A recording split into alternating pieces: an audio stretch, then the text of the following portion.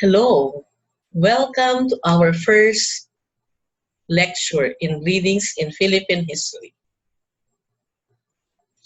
So our topic is all about historiography. It is very different from your history class because in history, you discuss about the actions, the events which happened in the past.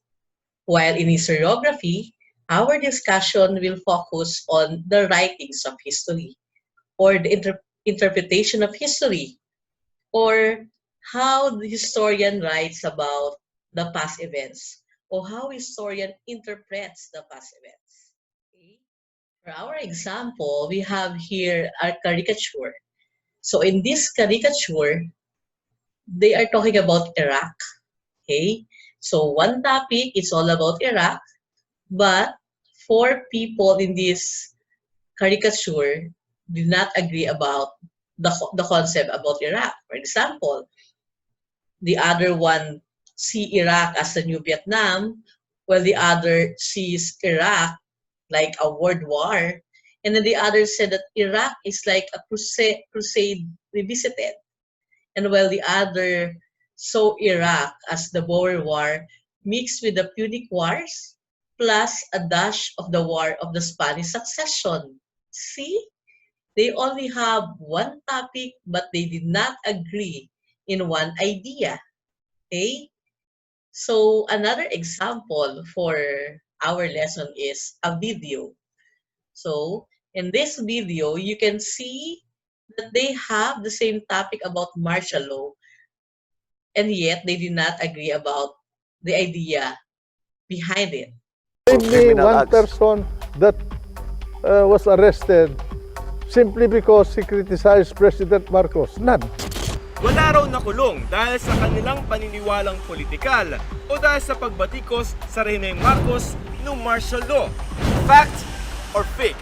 Katotohanan o kasinungalingan? I signed Proclamation number 1081, placing the entire Philippines under martial law. Yan ang sabi ng martial law architect at dating defense minister ni Marcos na si former Senator Juan Ponce Enrile. Name me one person that was arrested simply because he criticized President Marcos. None. Ako ay kinidnap sa Ilocos Sur at ikinulong ng halos 2 taon sa Camp Checo Silang, San Fernando City, La Union. Bonifacio Ilagan, inaresto ako noong April 24, 1974 dahil ako ay tagapangulo ng Kabataang Makabayan sa UP Diliman. Why was I arrested? I was arrested because they called me a subversive. Because I was working for workers' higher education, for teachers. History records will show us not one, but at least 70,000 people were arrested noong martial law. Bakit? Dahil nung panahon yon, sinuspinde ang pribilehiyo ng writ of habeas corpus. Ibig sabihin, kahit sinong inakusahan ng rebelyon, pwedeng hulihin kahit walang warrant of arrest. Sa panahon din yon, hindi malaya ang media. During the time, during martial law, of course there was no freedom of speech. No one could oppose.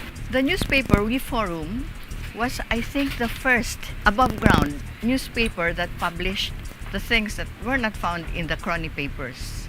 The fake medals, the economic situation, mostly dalawa eh, human rights abuses and the loans being accessed by the government, which really put the Philippines in a very bad economic situation. Yung asawa ko lang, nang na-arresto siya when we were raided, when the newspaper was raided in 1982, 10 na sila lahat-lahat. And he says, walang kahit isang na-arresto. Eh, isang incident lang yon. Pero iba ang sabi ni JPE. That we had 70,000 persons arrested, which was not true. Maybe if they will include the people who violated curfew and the jaywalkers, maybe you can reach that number. Nag-file kami ng case sa Hawaii at sa almost 10,000 ay puro political lang kaso. Hindi jaywalking. Maraming nahuling jaywalking, totoo yun. Pero higit na marami yung nahuli dahil kaiba yung political belief sa martial law. Ang sasabihin ko, yung mga inarestong yan, hindi yan mga jaywalkers ng panahon ng batas militar. Sapagkat may documents kami to show that hindi ito mga jaywalkers lamang. Ito, secret, yung kanilang polluted intelligence against me. Tapos pagbabasahin mo, wala silang komento kundi nagrarally ako. You mean I am a subversive because I express my freedom of expression? Alam mo, yung term na ASO ay bagay kay Enrile. Dahil ang ASO, during the time of martial law, stood for Arrest, Search, and Seizure Order. Yan ang pirmado ni Enrile sa bawat kaso ng panghuhuli nila at panggugulpe.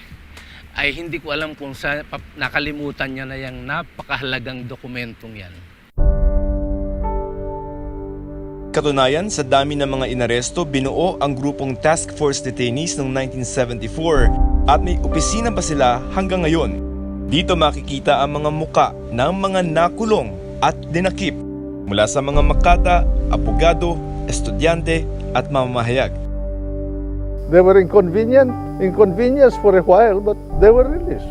Again, kasinungalingan yan, Kasi una akong na-detain, mahigit 2 months. Hindi sandali yon. At yung pangalawang detention ko from 1979 to 1981 ay halos 2 taon.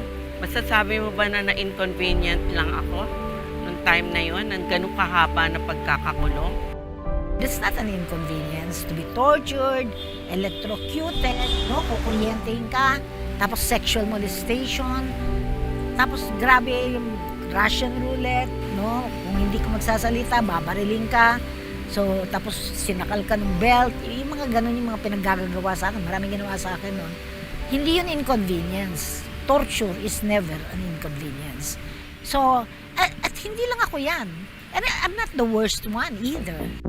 Ayon sa Amnesty International, 34,000 ang na-torture ng martial law at ang ilan sa mga hinuli ng Philippine Constabulary, ang tawag sa pulis noong panahon yon, hindi pa rin natatagpuan hanggang ngayon.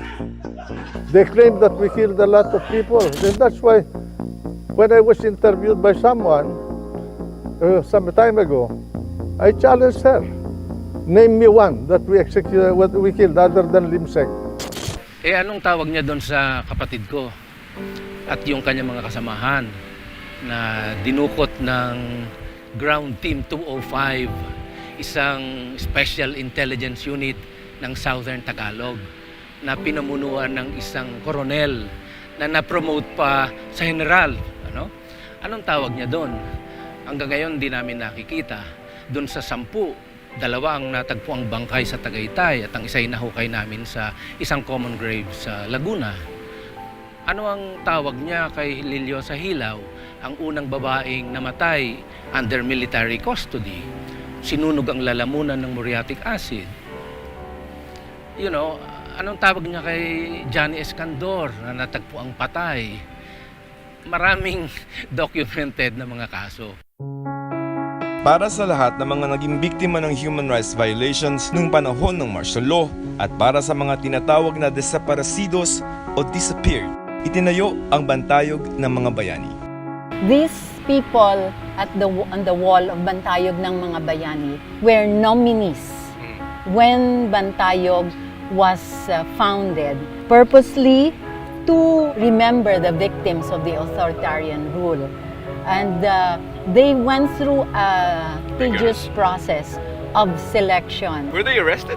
Some of them were arrested, but many of them disappeared and many of them were killed. May mga monumento na itinayo para sa mga biktima at mga tinorture at nawala nung panahon ng martial law. May mga libro na rin ng mga inilithala at mga litrato na nagpapatunay ng kanilang karanasan. Meron din ng mga court record ng mga korte na nagsasabi na nangyari ang ilang mga karanasan ng martial law. But wait, there's more. Hawak ko ngayon ang kopya ng Republic Act No. 10368, an act providing for reparation and recognition of victims of human rights violations during the Marcos regime. This was signed in 2013. For the House, it was Speaker Feliciano Belmonte Jr. And for the Senate, Senate President Juan Ponce Enrile. Dahil sa dami ng mga nag-react sa tete-tete na Bongbong Marcos at Juan Ponce Enrile, Malacanang na rin ang nagsabi. Anong agenda nitong dalawang ito, si dating Senador Bongbong at Senador Juan Ponce Enrile? Baluktutin ba ang kasaysayan, Secretary?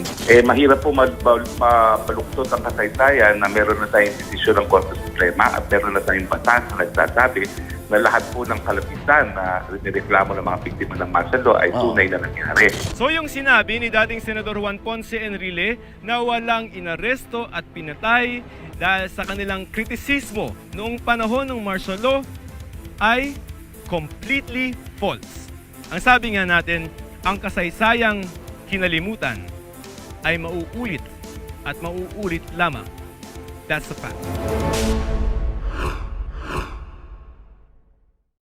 Okay, so our first video is all about the martial law. Okay, so definitely if the historian who will write a book about martial law is a pro-Marcos, then he will write that this martial law period in the Philippines is part of the glorious period in our history. And then he will also claim that martial law is essential for our society, so that the Filipino will become well-disciplined, okay? And then this martial law helps the Philippines in attaining the new society vision of Marcos.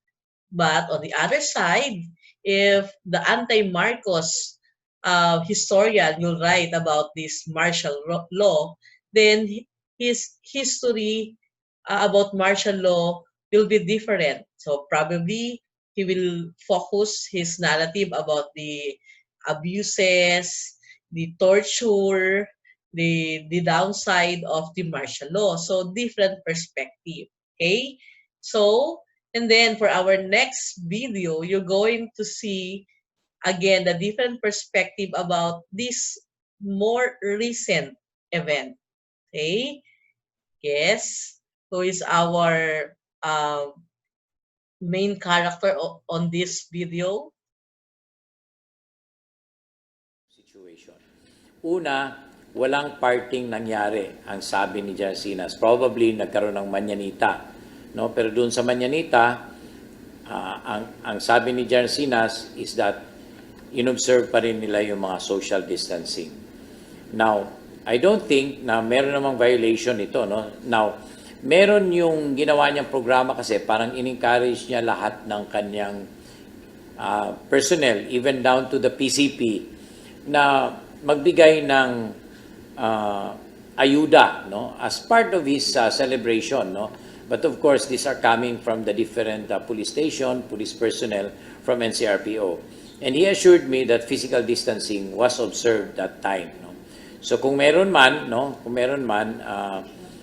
then I will look into it, no. Pero as of yet, I still trust naman na Jarcinas. Alam naman natin na napakahirap nung trabaho niya sa NCRPO, but nevertheless, it is not an excuse for him not to follow the simple health protocols, and of course we encourage him to do so. Next, from Manny Tupas of Philippine Star, what is the general guideline when it comes to holding parties during quarantine? Is it okay as long as it is within a compound of a private area? As you have heard kanina sa press briefer ni virtual briefer kanina ni Secretary Harry Roque, the details of all of these things are still to be discussed by IATF, and tomorrow they'll be coming up with the details for this, no. So hindi pa talaga natin alam kung allowed ba yung parties, kasi alam natin pag may party, ang pinaka vulnerable na pwedeng violation dito would be mass gathering. So we really don't know yet. But as of ngayon, bawal, no? Kasi wala pa namang nilalabas na detailed policy about this.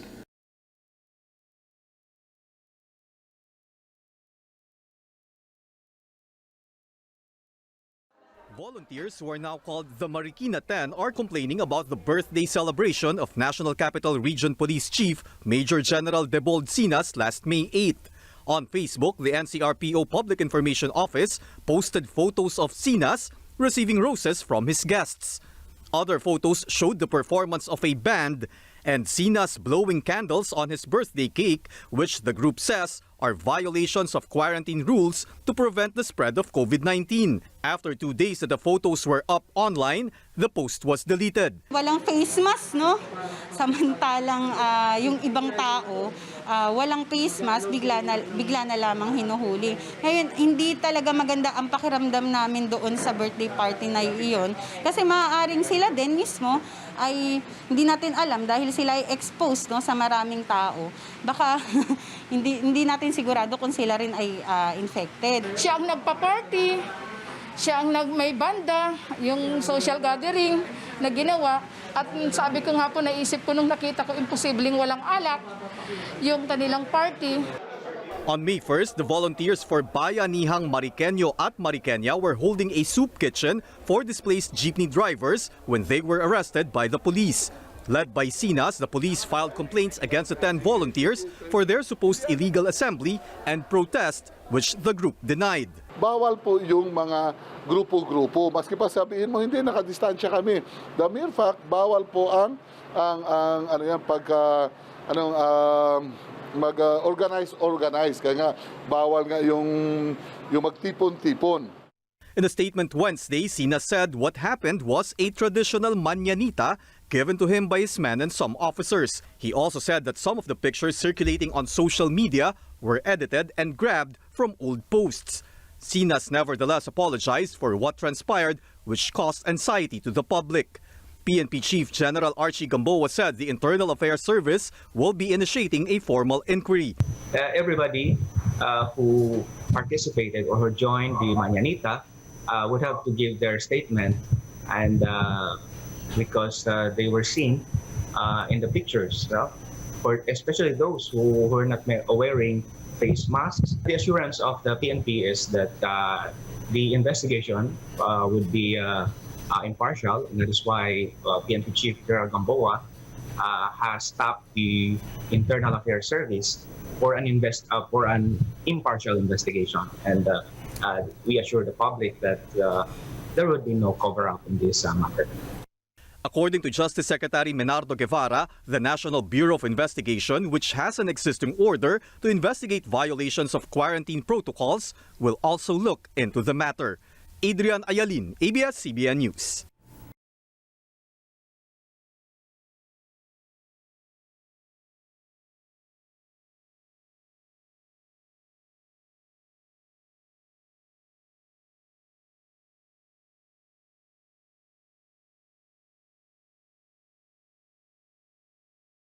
So the perspective about the celebration of Chief Debold Sinas were different. So for the perspective of the police and in the side of Sinas, it is not a birthday party, and then they did not violated any rules regarding ECQ.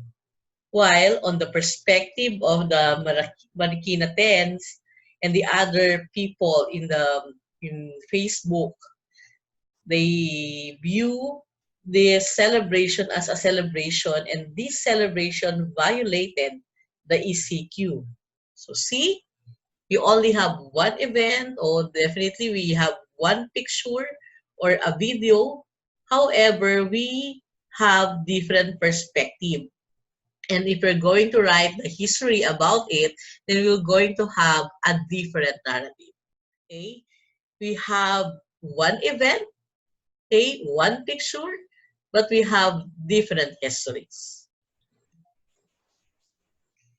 So factors which affect the historical narrative. Okay? Number one is the time it was written. Why? Because of course, the historian will write a history about a certain event is a son or a daughter of his or her time. Okay? So definitely the event or the situation in the time of historians will affect his narrative. Okay? So, for example, revolution. If a person will write about a revolution 1896 during the time of the American colonization, definitely this historian will say that our revolution is a failure. Why? Because the Americans will not allow to have a narrative about the revolution which will encourage the Filipinos to have again the revolution against their power. So definitely, the narrative of that historian will be affected by the time of the American colonization. Okay? And another example, during the time of the Commonwealth, so the narrative of revolution uh, is centered to Andres Bonifacio. Okay? Why? Because the person who financed the the narrative was Manuel L. Quezon. And then he will use that narrative against um, Emilio Aguinaldo because during those time in presidential election, so Aguinaldo and Manuel L. Quezon are the candidates for presidential election. Okay, so and then during the 1970s, the narrative about Revolution 1896 is all about the class struggle because during those time, the dominant perspective is communism. So they assume that Andres Bonifacio is a communist leader. Okay? So see, so the time really affects the historical narrative. Okay? Second factor is the bias of the writer. Of course, we all have our idea, our belief, our perspective, and all of those things will affect our historical narrative. For example, I am a pro-Marcos, then I will write the story of martial law as a good one. And if I am anti-Marcos, then I will write history of martial law as negative. So I will highlight all the tortures, the victims of the martial law. Okay? The third factor is the intention in writing the narrative. Example, so some of us may say that this author is biased to the Americans. So probably he is biased to the Americans because um, the Americans is the one who commissioned him in writing the history. For example, Dr. Gregorio Saide was accused as pro-American. Why? Because um, he was commissioned by the Americans to write about the details in Philippine history. Okay? So, another example, if you are commissioned uh, by a politician to write history of his town, so definitely your history will focus on the contribution of that politician in their town. Okay? Diba? Kasi kung sino yung nag-commission sa'yo and then you're going to write a narrative which will give him or her an advantage. Okay? And then if you're commissioned by the National Historical Institute, so probably, so your methods, your narrative will be based on the standard of the NHI. Okay? So next, number 4, the nearness to the event. Okay? Of course, if you are near to that event or you are living in the place where the event happened, then you can write a more detailed narrative about it. So example, so the focus or the center of the corona virus in the Philippines is NCR. And then your history about the pandemic, if you're living in the NCR, will be different on the narrative of the people in Mindanao because you are more near in the event, then you can write a more specific history. Okay? So kaya in choosing a primary source, no? When I say primary source, these are the sources which are the direct account of the event. For example, of the primary source, no? The testimonies, the interview, picture, okay? The direct account of the event is the primary source. When we say secondary sources, these are sources um, uh, sources that are interpretation of the primary source. Example, the books, no? So the books about that event is the interpretation of the primary source. So meaning this is the secondary source. Okay? So clear? So again, the factors which affect the historical narrative. Number one, the time it was written. Then, number two, the bias of the writer. And then number three, the intention in writing the narrative. And number four, the nearness to the event. Okay? And then, so this is a more serious part of our discussion, the philosophy of history. But do not worry, we will only discuss some. Okay? So the first philosopher, okay, that we will discuss is George Wilhelm Friedrich Hegel. Okay? So according to him, history is an intelligible process moving towards a specific condition or the realization of human freedom. Okay? So, ang view ni Hegel about history is it is a process, no?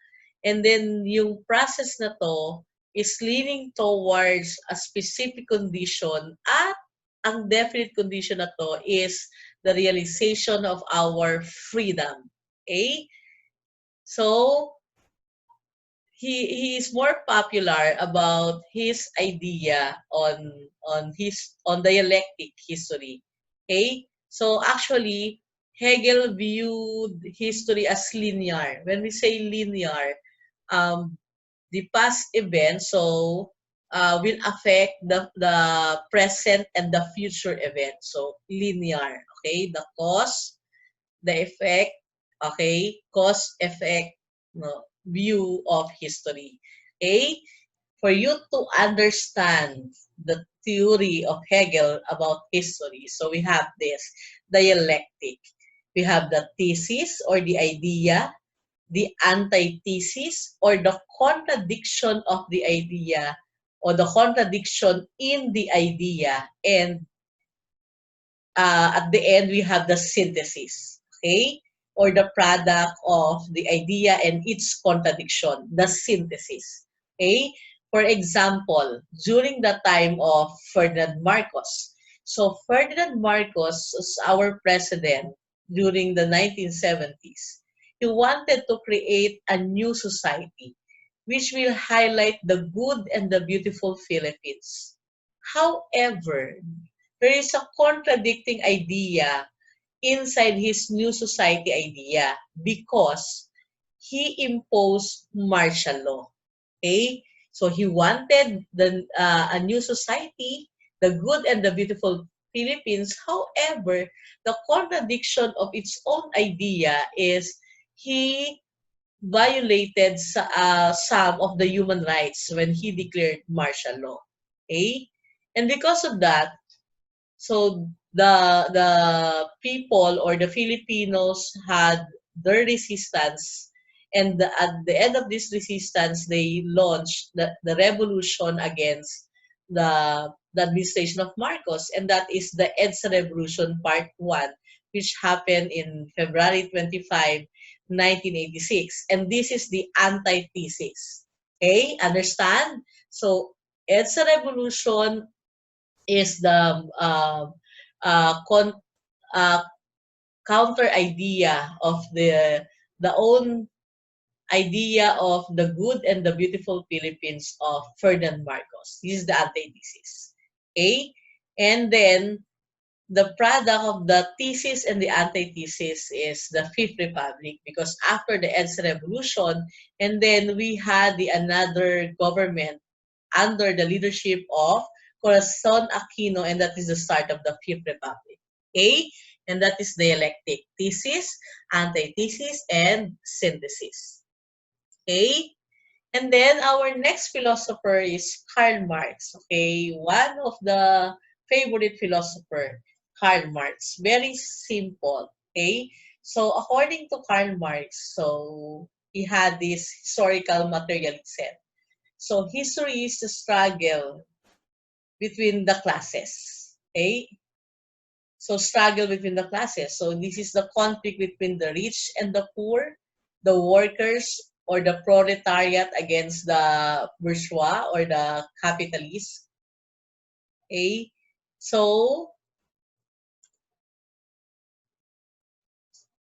another diagram based on his idea, the Marxist dialectical materialism. So we have this in our period of our history during the time of the Roman Empire.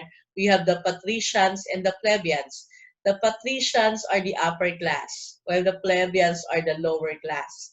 So they had the constant conflict because of the inequality in terms of the distribution of resources. Okay?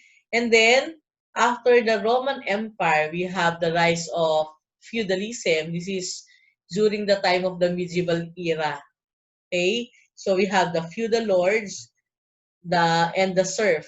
Okay? So the feudal lords are the one who are in control of the lands, while the workers or the people who are working in the land of the lords are the serf.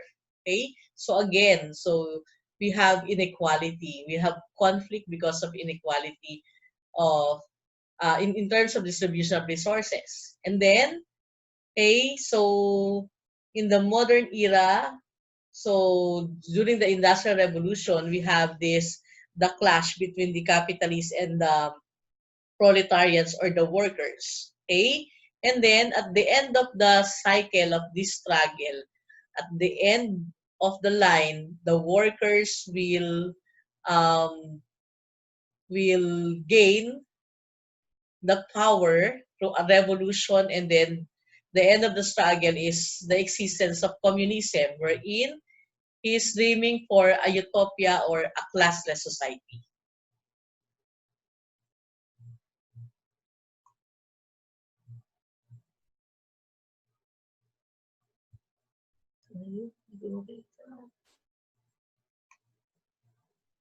And then we have, this my favorite, Fernand Braudel. He's one of the founders of Annals School of History. Okay? He's my favorite because he involved the other aspect in writing history. Okay? So one of his famous work, is the Mediterranean and the Mediterranean world in the age of King Philip II. Okay? So this is a two-volume works, about the effect of the environment in Mediterranean, the effect of time and space in historical narrative. Okay? So according to him, writing histories is not about the decision of the leader, the succession of event or the struggle of power, like Karl Marx view, but history is also about the story of the people reacting in the context of their time. Okay, and then he also involved other things in writing history, like the economic part, the cultural aspects, the geographical setting, okay? Because those aspects definitely affects the action of the people in a certain time, okay? And that is the idea of annals, okay? For you to understand fully the idea of Rodel, we have this simple illustration, okay? According to this caricature, so the wife, okay, had this dialogue, Fernan, you cheated on me.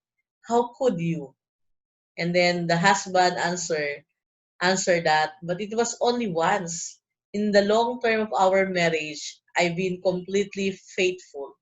Okay? So it's a little known fact that most theories of history originate in the arguments between historians and their spouses. Okay?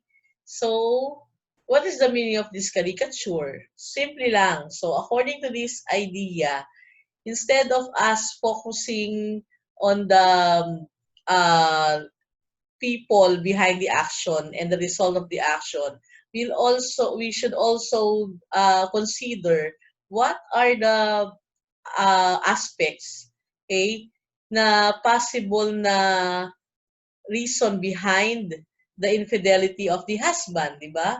Okay, what are the characteristic of the time, okay? And the other factors na naka-apekto dun sa relationship why this husband committed infidelity against his wife. Okay? So, ibig sabihin, if you're going to discuss history, so pagiging part ng discussion mo, the culture, the context, the geographical setting of the event. For example, ngayon, during the pandemic, we will not focus on the decision of Duterte and the effects of those decision to the Filipinos, but we will also include in your narrative ano ba yung mga cultural aspects, ano ba yung mga economic aspects, okay? And then ano yung reaction ng other people, no, not in power about that event or about this pandemic, okay? So because of that idea of Rodel and the idea of the Annals School of History, mas naging wide yung perspective about writing a history. Okay, and the fourth one, we have the postmodern philosopher, Michel Foucault. Okay, so his idea maybe or probably originated to the idea of Nietzsche, or according to Nietzsche, uh, the use and abuse of history. So, history is based on perspective. So, ibig sabihin lang, yung historical narrative ay maaring magamit ng mga people in power. Okay? So yung kung sino yung makapangyarihan, kung sino yung mayaman, then they will write history na magiging advantage para sa kanila. Okay? Kaya doon natin masasabi na yung isang history o isang event, maraming histories. Kasi for example, okay, so yung sila Marcos ang nasa power, then they will write Philippine history na ang focus ay ang advantages dahil sa Marcos administration. Example, si Ferdinand Marcos had the idea of rewriting Philippine history, and the title of that history is Tadhana. Okay? So, 4 volumes of Philippine history based on the perspective of the Filipinos, and the reason why Tadhana or destiny is the title, because at the end of the story of the Philippine history, the glorious end of our history is the leadership of the Marcoses. So, ibig sabihin sa perspective nila, so ng mga Marcoses, so yun yung glorious thing. Okay? O for example, sa perspective ng mga Aguinaldo, they will write history of revolution na they will focus on the misbehavior or the negative impact of Andres Bonifacio's leadership. Okay, so sa perspective nila to. Okay? So, ibig sabihin ba nito na we do not need to study history? Okay, of course not. Okay? Because history is based on perspective, then we need to read documents, sources, okay? And then try to analyze the differences between those narrative coming from the different sources, and then we will then get the common among those narrative. Okay? Kaya in understanding history, you should have this triangulation. Okay? But do not worry. So triangulation will be our next lesson. Okay? So for today, you have your task number 1. Okay? What is this task number 1? You are going to write a different narrative using the 4 philosophies of history that we have discussed. Okay? So, in our activity, I will give you a picture, and then you're going to create a history based on the perspective of Hegel, okay, the dialectic. And number 2, you're going to write a history according to the philosophy of Karl Marx, no? Same picture, but different philosophy. And then, number 3, according to the philosophy of Brodel.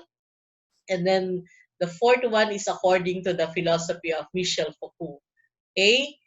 So, but, okay, in doing that narrative, you should consider the rubrics that that you can see on our activity.